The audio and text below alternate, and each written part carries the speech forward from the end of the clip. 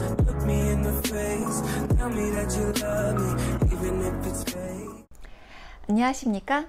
대학병원에서 오래오래 근무한 지아의 병원 이야기를 시작합니다. 병원에서 일할 때 가장 힘든 부분 중에 하나가 환자를 응대하는 일인지도 모르겠습니다. 제가 고객관리 부서에서 근무를 할 때 환자, 보호자, 직원들과 매우 많은 상담을 했었는데요. 정말 한 명 한 명 어쩜 그렇게 캐릭터가 다 다른지요. 그리고 불만을 갖고 있는 사람들은 본인의 성향이 참 뚜렷하게 나오니 그들에게 맞추어 대화하기가 시간이 갈수록 어렵다는 생각이 들기도 했었습니다. 제가 전 직원 교육을 많이 했었는데요. 그때의 기억을 되살려 4가지 성향별 응대 방법에 대해 말씀드려 보겠습니다. 4가지 성향을 말씀드리자면 주도형, 사교형, 안정형, 신중형이 있는데요.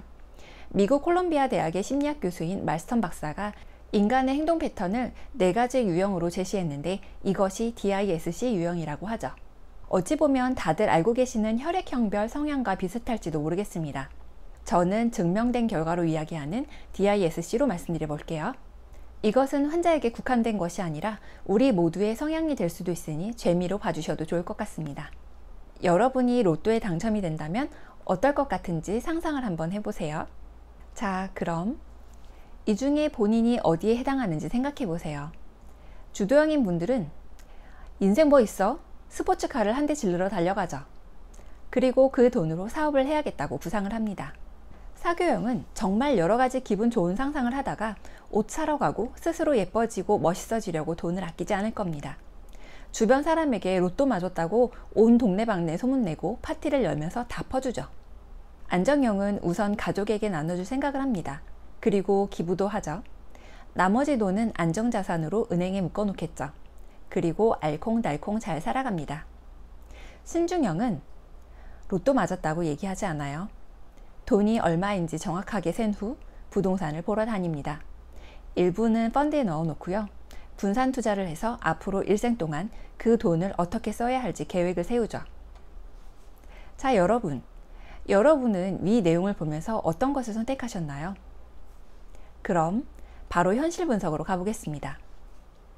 주도형은 스피드가 생명이고 과정이나 방법은 크게 문제 삼지 않습니다. 결과가 빨리 나왔는지가 중요하고 매우 급합니다. 주도형의 대표적인 연예인은 이분이 되겠네요. 무조건 빨리빨리 내 눈앞에 뭐가 있어야만 하는 분들입니다. 다른 사람의 검사 시간이나 일정은 상관없이 무조건 내 검사는 빨리 해야 한다고 하시는 분들이 많이 있습니다. 스테이션 앞에 몇 번이나 나오는지 모르겠어요. 우리는 바빠 죽겠는데 오로지 자기만 봐달라고 합니다. 그리고 빨리 검사하고 빨리 치료하고 빨리 퇴원시켜 달래요.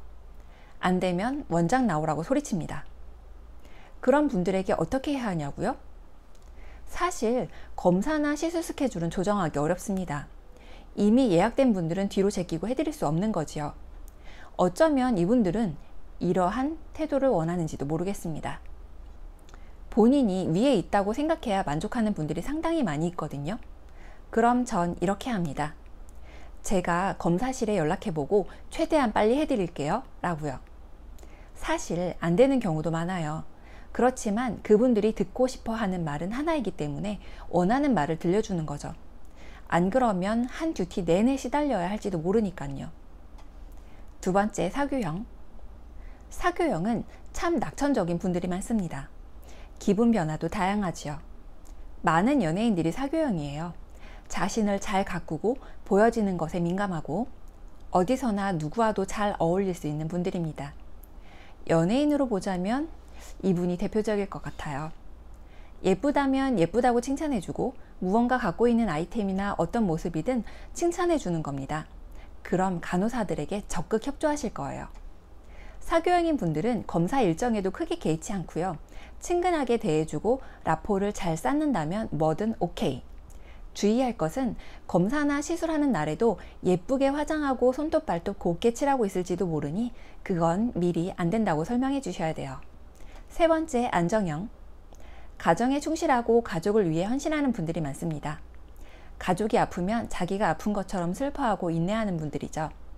본인이 아프면 가족에게 알리지 않고 아프지 않은 척하는 착한 분들이에요. 부당하다고 생각하는 일에도 크게 뭐라 하지 않고 견디는 분들이 참 많습니다. 연예인으로 보자면 이분과 같겠네요.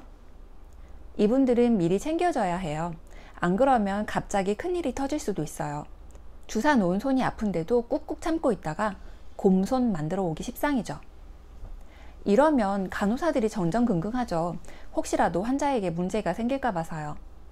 아무리 얘기하라고 말씀드려도 안 하시는 경우가 많으니 꼭 미리 잘 챙기셔야 합니다.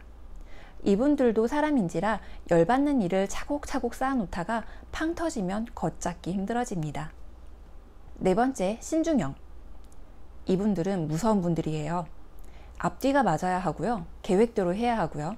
앞뒤가 맞지 않으면 그에 대한 설명이 충실하게 되어야 합니다.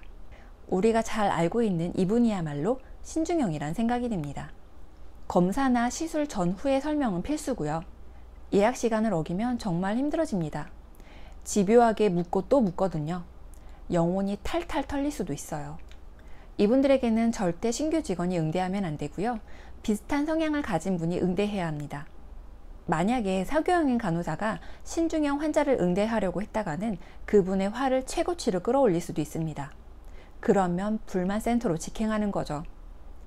이분들에게는 미리 설명을 잘 해주고 정확한 정보를 제공하고 쓸데없는 칭찬 같은 건 하면 안 되거든요. 꼭 필요한 순간이 아니면 터치하는 것도 매우 싫어합니다. 그러니 병원에 딱 왔는데 예의 바르게 조곤조곤 말하는 분이 계시다면 주의를 하셔야 할 거예요. 주도형 환자가 화났을 때 안정형 간호사가 응대하면 눈물바다가 될 거고요.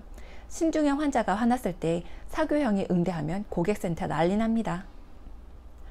주도형 환자는 신중형이나 사교형 직원이 응대를 하는 게 좋고요. 사교형 환자는 신중형 직원 빼고 다른 분들이 응대하는 게 좋아요. 안정형 환자에게는 사교형이나 신중형이 응대하는 게 좋고요. 신중형 환자에게는 신중형이 응대하는 게 좋습니다. 일하면서 이런 걸 어떻게 다 참냐고요? 당연히 모든 조건에 맞춰 하기 어렵죠.